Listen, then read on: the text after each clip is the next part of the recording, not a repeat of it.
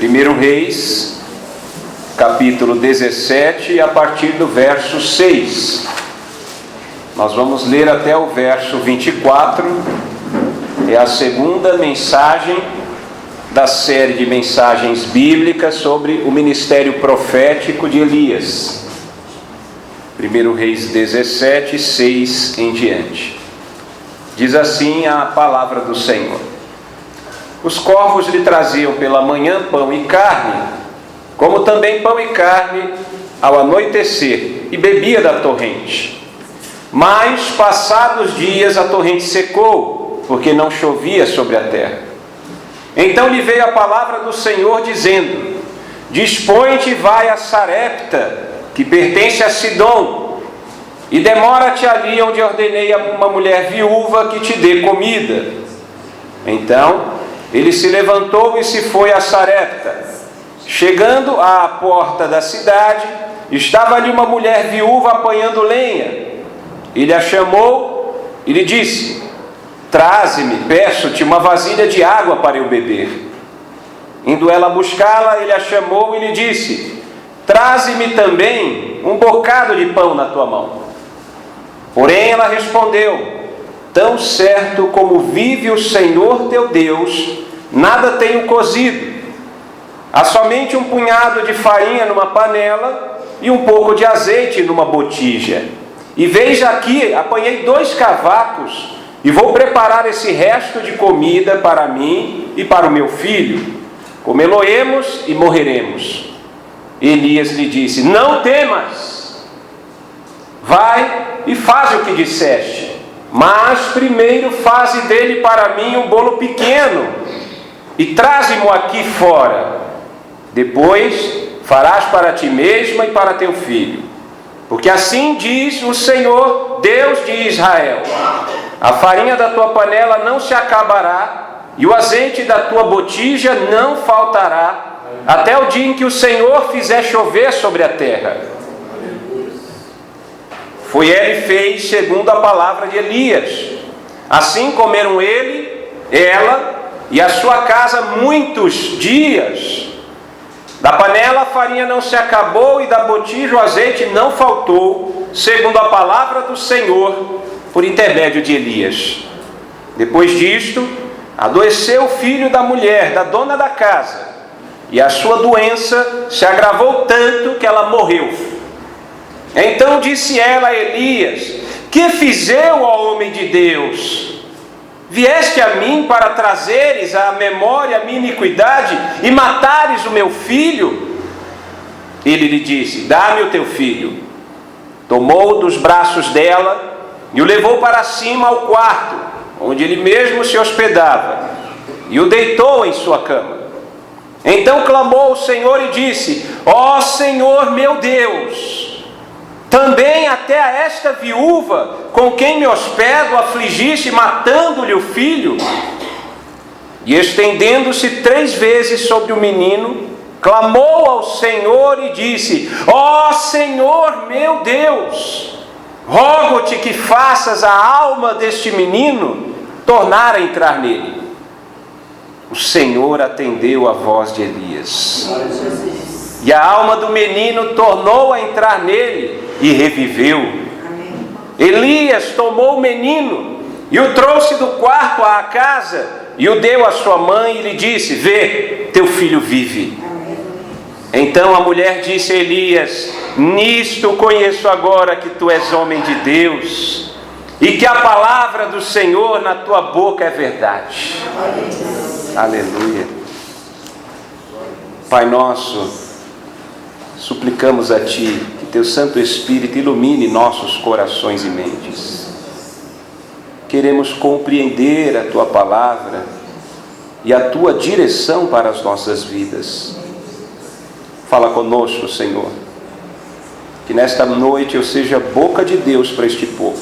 Amém. Aleluia. Para a glória do Senhor, em nome de Jesus. Amém. Amém. Pode se assentar.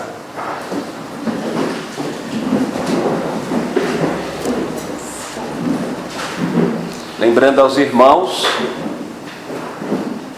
que a situação do reino de Israel era terrível.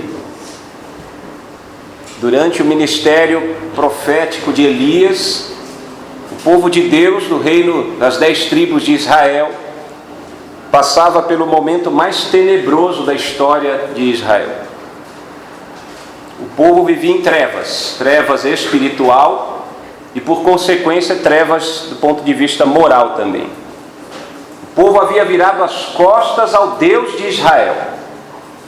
Nós vimos na primeira mensagem, o Deus vivo e verdadeiro, que o Senhor levanta o seu servo, o profeta Elias, que leva uma mensagem de juízo, de julgamento, porque Israel agora cultuava a Baal, um Deus falso.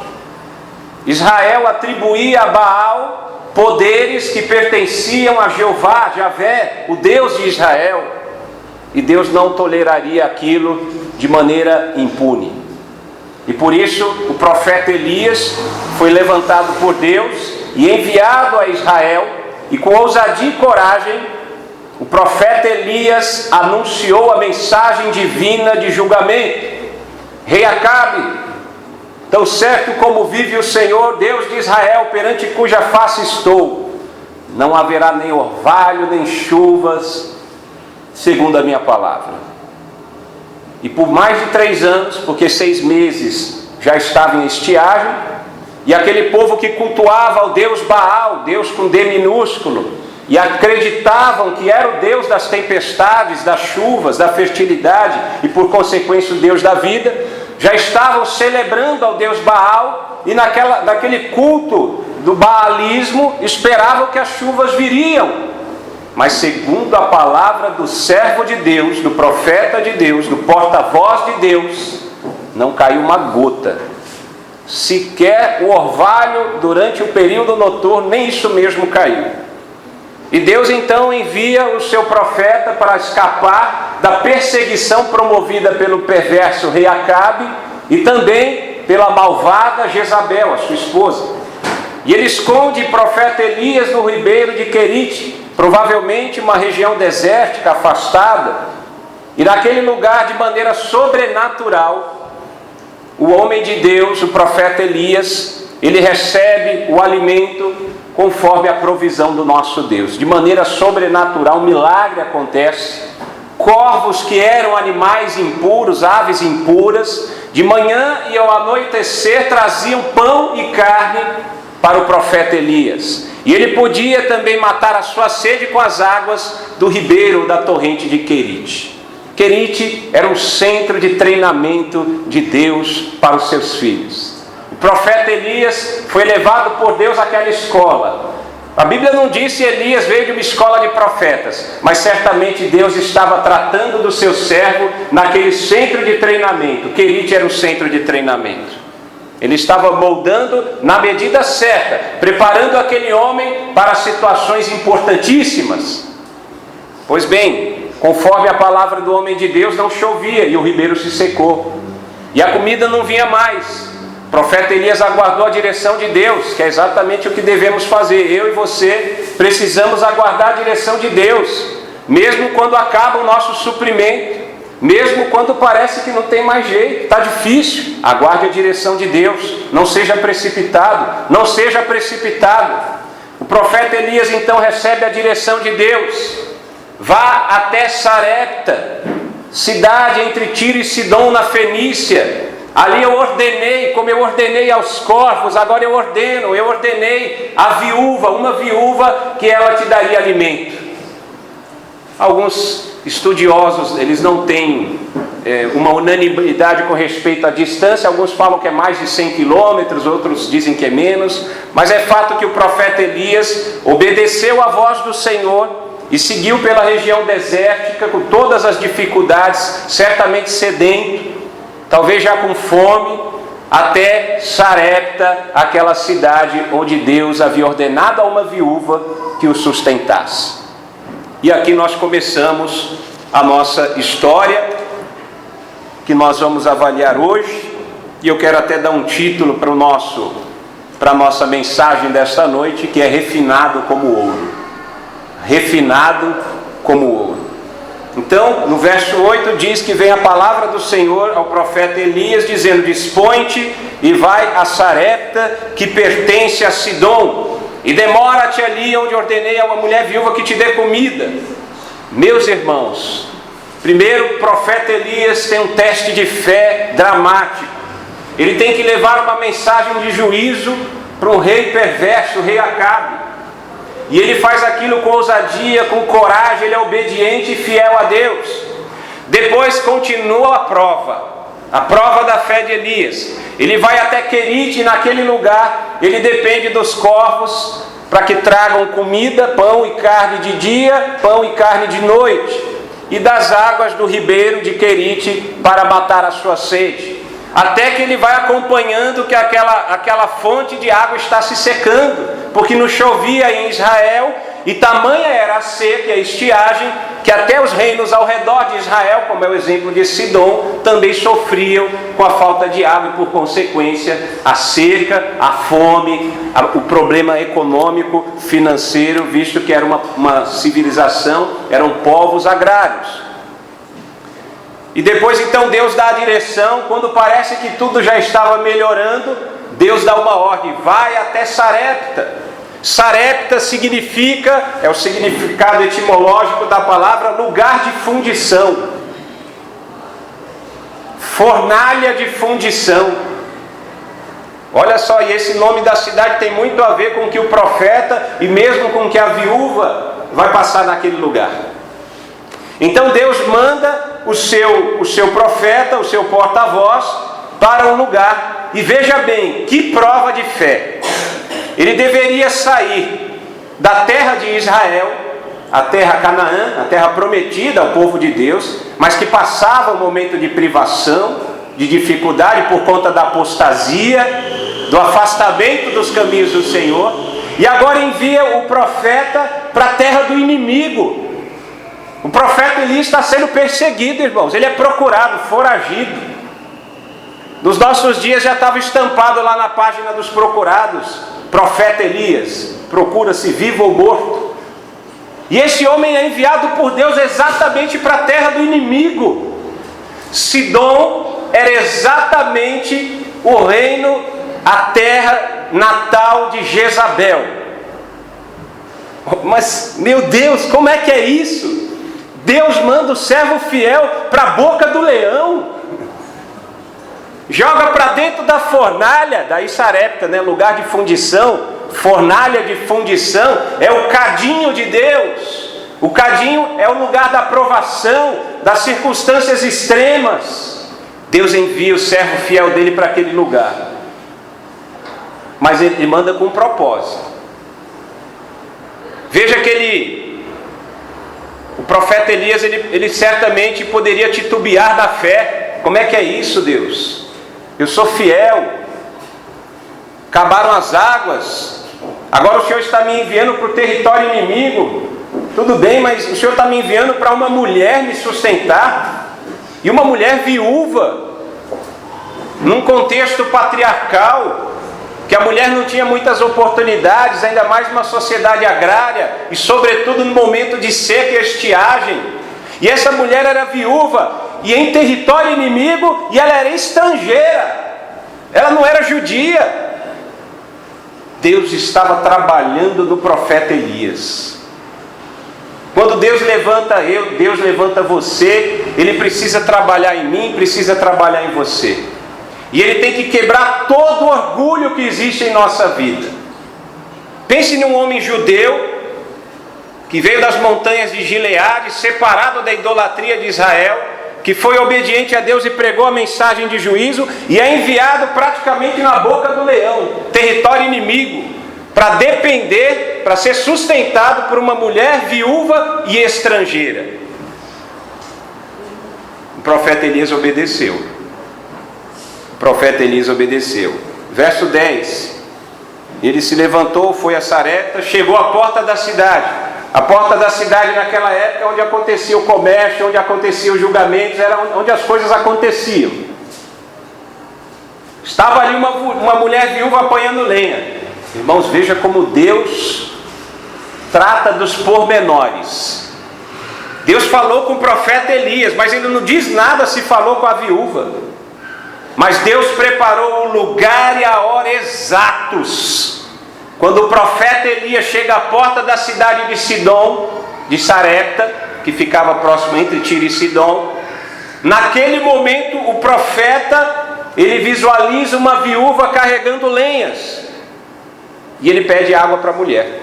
Ele não sabia ainda que era viúva, né? Ele pede água para a mulher. E a mulher hospitaleira, demonstrando hospitalidade, amor, cuidado, ela vai imediatamente preparar água para aquele homem, aquele forasteiro.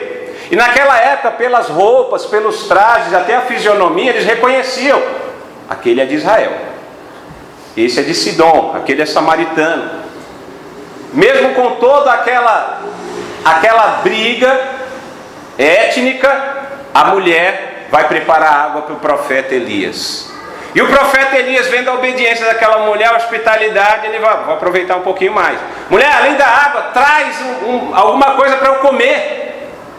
Aí a mulher abre o jogo e Elias agora vai saber da situação dela.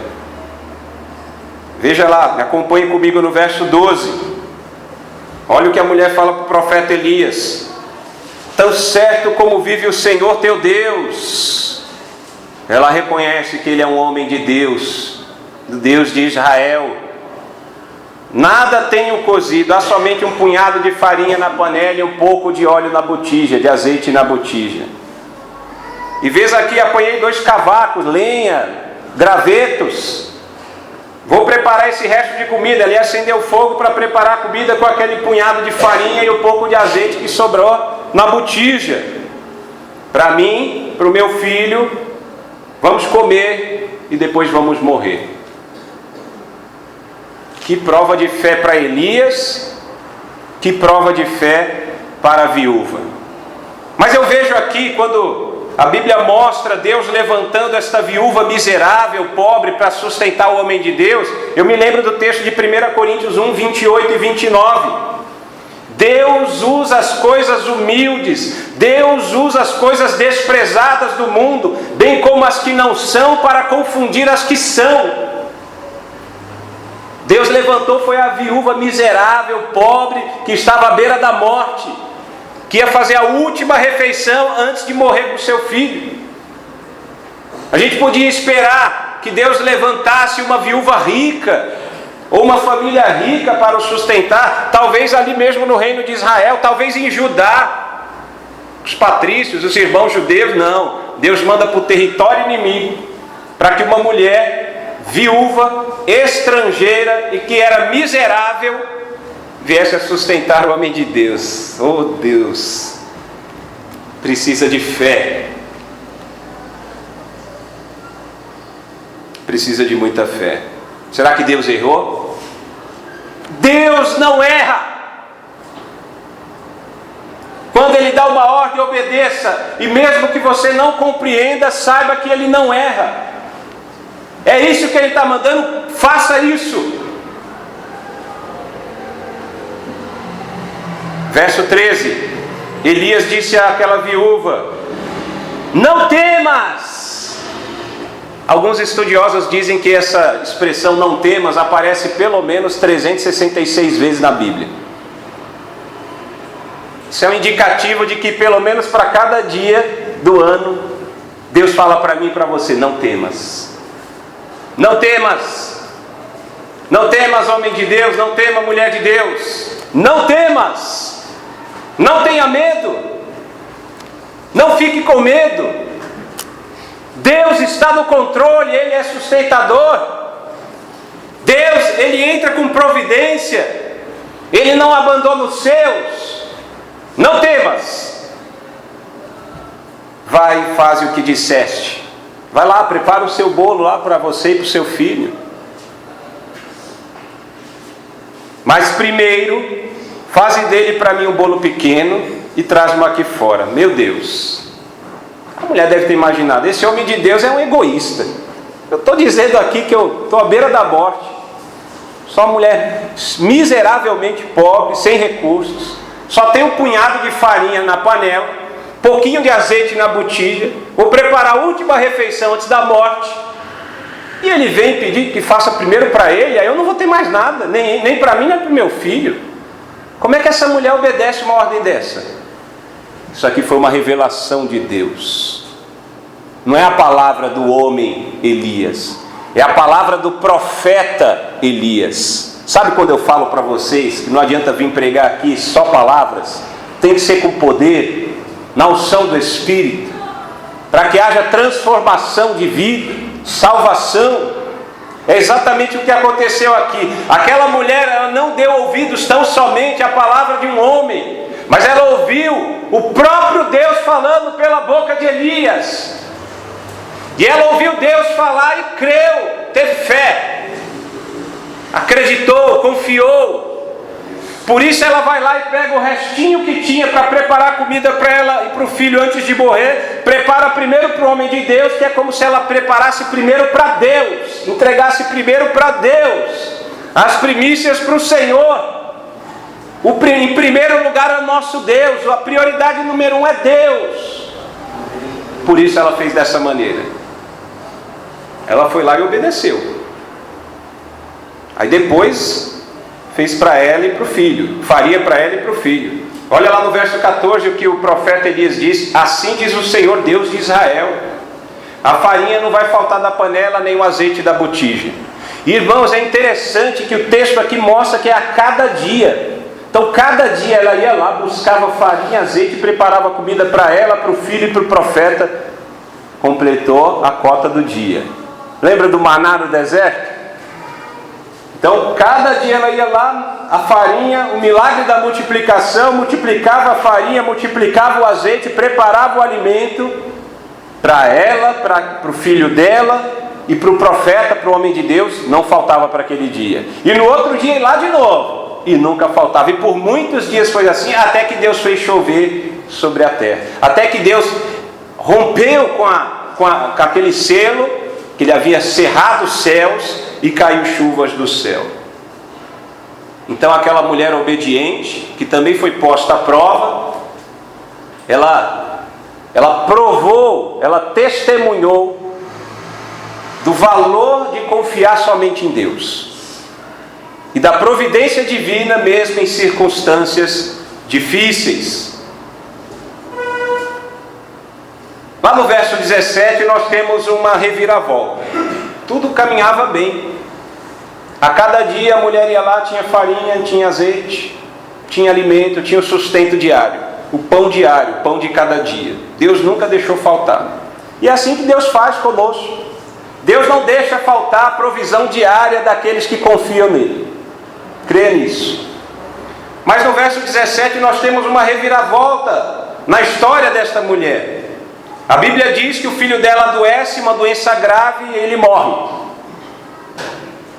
Irmãos, agora a mulher ficou abalada. Isso aqui perturbou a fé daquela mulher. E no verso 18 ela se refere a Elias: que fiz eu, homem de Deus? Vieste a mim para trazeres à memória a minha iniquidade, o meu pecado, e matares o meu filho? Aquela proposta do homem de Deus para que ela separasse em primeiro lugar a comida para o profeta Elias, aquilo não perturbou a fé da mulher. E muitas vezes você suporta algumas condições, circunstâncias da vida que outras pessoas talvez não suportariam.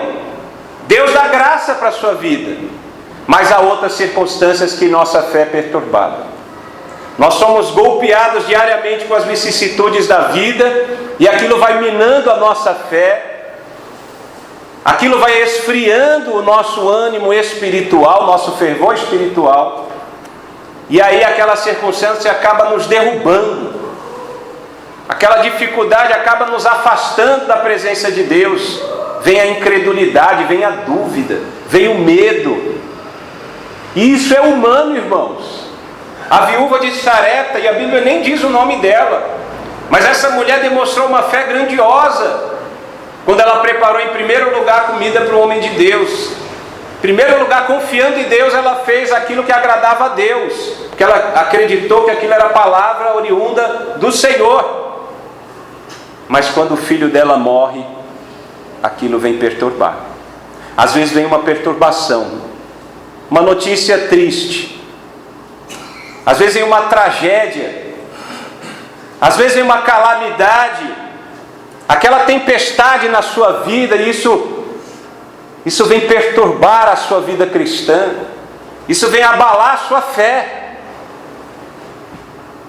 Mas veja o que Deus fez. O profeta Elias, ele poderia até repreendê-la, talvez, mas ele foi sensível ao sofrimento daquela mulher.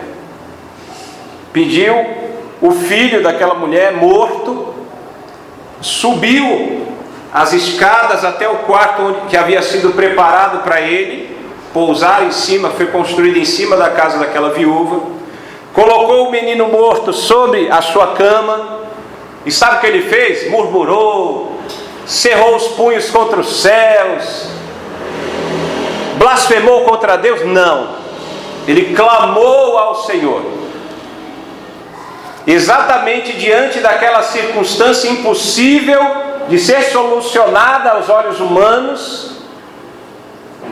O homem de Deus, o profeta Elias, ele coloca o menino na cama e ele clama aos céus. Aquele homem que já demonstrava que tinha uma comunhão e uma intimidade com Deus, agora é posto à prova novamente. Como se não bastasse levar mensagem de juízo ao rei perverso Acabe, como se não bastasse sofrer perseguições severas promovidas pelo rei Acabe e sua mulher Jezabel, como se não bastasse depender de corvos para trazer pão e carne de manhã e de noite, e depender das águas de um ribeiro que estava se secando, como se não bastasse obedecer a ordem do Senhor, atravessar o deserto para chegar em território inimigo, como se não bastasse ser sustentado por uma mulher viúva, estrangeira, em território inimigo, e uma mulher completamente miserável, pobre. Agora o profeta Elias está diante talvez do maior desafio até então de seu ministério. Ele se depara com a morte. Quando nos deparamos com a morte, não tem mais o que fazer, irmãos. Acabou. É fim. A morte acaba tudo. É o fim. Mas esse homem tinha tamanha comunhão com Deus que ele apresentou a situação ao Senhor. Ele se colocou em oração, ele intercedeu, ele clamou ao Senhor, ele orou, e foi uma oração simples. Talvez alguns creiam que precisa ser uma oração, para que seja eficaz, tem que ser muito bem elaborada, teológica e biblicamente. Não, uma oração simples. Senhor, rogo-te que faças a alma deste menino tornar a entrar nele. Ele morreu, o espírito, a alma voltou para Deus, o corpo está aguardando ser sepultado. Mas esse homem de Deus, ele tinha tamanha comunhão, ele sabia o Deus que ele cria, e ele clamou, pediu que o menino voltasse a viver, e lá no verso 22, o Senhor atendeu a voz de Elias. Essa é a confirmação de que ele tinha comunhão ímpar. É o primeiro registro de ressurreição de uma pessoa nas Escrituras Sagradas. Isso daqui prova que de fato Deus é o autor da vida. Deus é Senhor sobre a vida e sobre a morte. Para o homem, para a ciência humana, para a inteligência do homem, a morte é o fim, não tem mais esperança. Para Deus não. Deus pode mudar a história, transformar qualquer situação, ainda que seja impossível para nós, ainda que seja impossível para o homem, porque os impossíveis ao homem são possíveis a Deus. O menino ressuscitou, reviveu. Que milagre! Que milagre! Aquela viúva estrangeira, mulher sofrida, certamente vinha buscando, aumentando a sua fé, teve aquele momento de tristeza quando seu filho morre, mas pense agora como a fé dela se tornou mais robusta, vigorosa, porque ela testemunhou o Deus, autor da vida, Senhor da vida e da morte, o soberano, trazer da morte, trazer para a vida aquele que estava morto. Com certeza essa mulher agora tinha uma fé ainda mais viva. O que nós aprendemos com esse texto tão precioso, irmãos? Eu trouxe aqui 4 lições desse texto. A primeira lição que aprendemos, nós vemos lá nos versos 6 e 7, quando fala do ribeiro de Querite, dos corvos, levando pão e carne de manhã e pela noite. E depois também nos versos 8 e seguintes, quando a Bíblia fala da viúva de Sarepta alimentando o profeta Elias. Primeira lição que aprendemos com esses versos: Deus é o nosso sustentador. Deus é o meu sustentador, Deus é o seu sustentador. Todos os dias o profeta Elias ia até o ribeiro de Querite, bebia das águas, olhava para os céus de manhã e à noite esperando os corvos trazer a carne e o pão. Todos os dias Elias ia até a casa da viúva de Sarepta para receber o alimento diário, o pão diário. Mas em todas as circunstâncias, o profeta aprendia que Deus era a fonte de seu sustento. Não era o ribeiro de águas em Querite, não eram os corvos que traziam pão e carne, e não era também a viúva de Sarepta com alimento. O profeta Elias aprendia diariamente que Deus era a fonte de seu sustento. Embora eu e você ganhemos nosso sustento pelo esforço e trabalho pessoal, e é bom que você trabalhe, Paulo chega a dizer que aquele que trabalha e que não coma, ou como nós vimos ali na reunião dos homens, vai ter com a formiga, preguiçoso. Então tem que trabalhar para alcançar o seu sustento.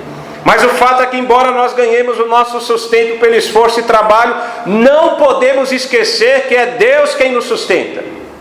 Se Deus não te der o dom da vida, você está morto, você não vai trabalhar, você não vai ter sustento. Se Deus não te der saúde, se Deus não promover a grande bênção de que você pode andar e viver sem depender de aparelhos, como é que você vai trabalhar?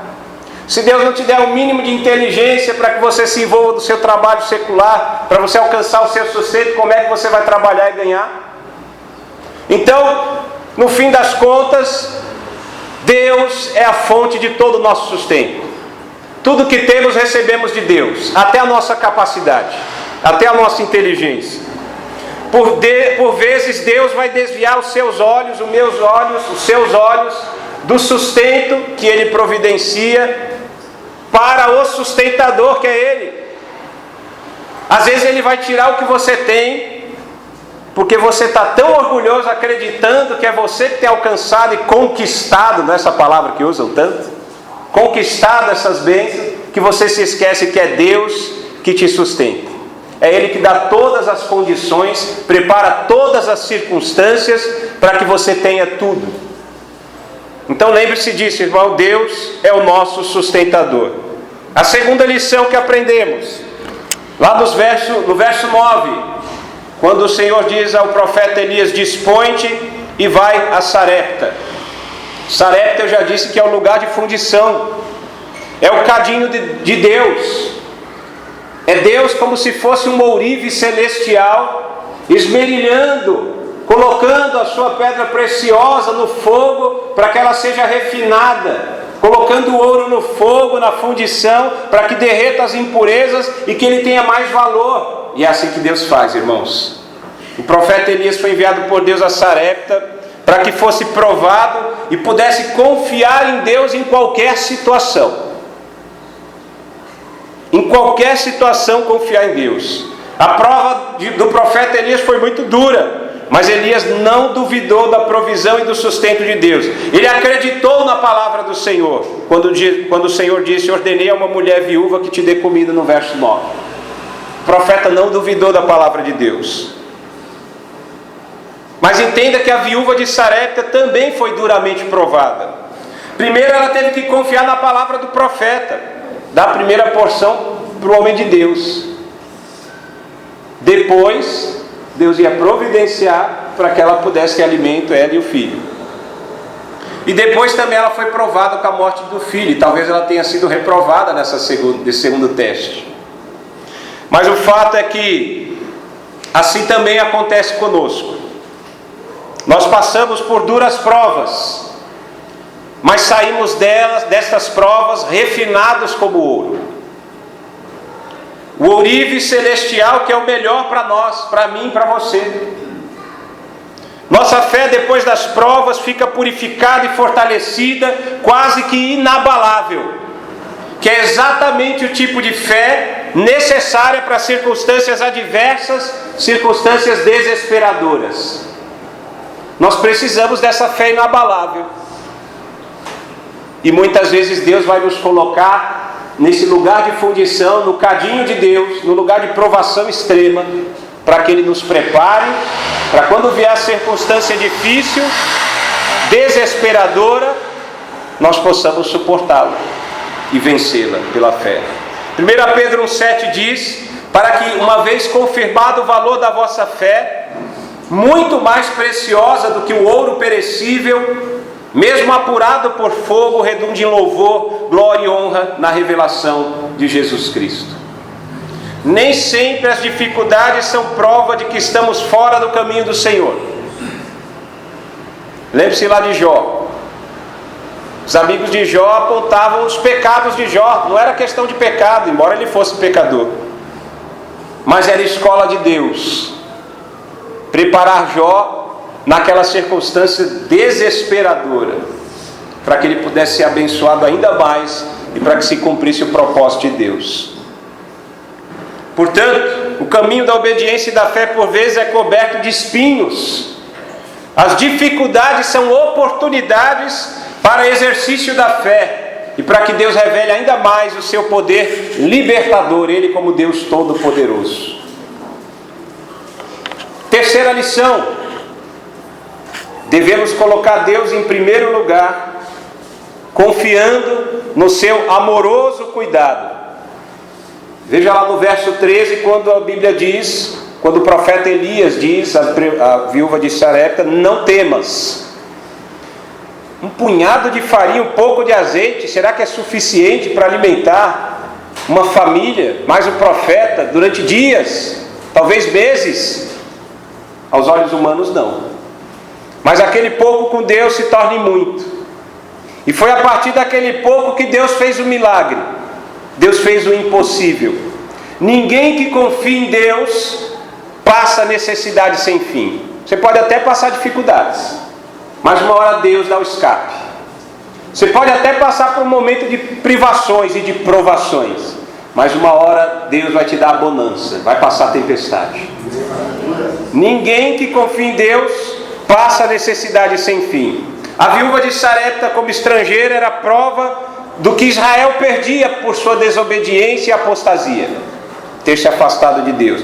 Deus supria as necessidades de uma estrangeira que se dispôs a obedecer sua palavra como prioridade, enquanto o povo de Deus sofria com a seca e com a fome por causa da sua apostasia e a sua incredulidade, por causa da sua idolatria.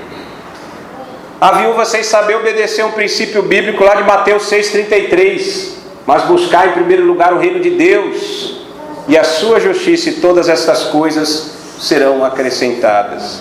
Jesus chegou a citar o profeta Elias, citou a viúva de Sarepta, quando ele pregou na sinagoga de Nazaré e foi rejeitado pelos seus, lá em Lucas 4, 25, 26. Ele indicou que Israel e as viúvas que existiam em Israel na época do profeta Elias, nenhum deles aceitava os profetas de Deus, rejeitavam.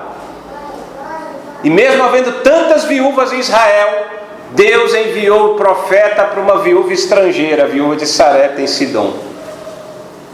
Exatamente porque eles rejeitavam os profetas de Deus, e por causa da falta de fé, Jesus censura vigorosamente aquela falta de fé dos homens de Deus, dos judeus. A maioria dos judeus rejeitou a Cristo, Jesus como Messias, ao passo que gentios de todas as nações, desde então, têm recebido Jesus, que é o nosso caso, como Senhor e Salvador de suas vidas. Deus nos deu a oportunidade. Os judeus rejeitaram Jesus, o judeu, e hoje nós temos a oportunidade, como gentios ou não judeus, de recebermos Jesus como nosso único e suficiente Senhor e Salvador.